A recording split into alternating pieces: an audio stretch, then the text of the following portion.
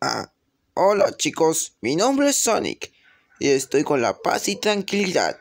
Les comento, ¿algunos chicos no han maltratado a ningún bullying? Nah, te equivocas. Bueno, estamos hablando de la paz y seguridad. Tan confiado de otros bullies. Así que no pueden venir ni muchos trastimientos para acá.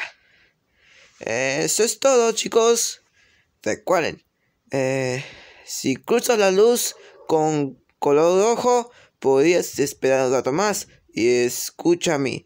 Y después la cruz verde, ahí puedes caminar. Y eso es todo. Ok, así que nos vemos. Adiós. Corte.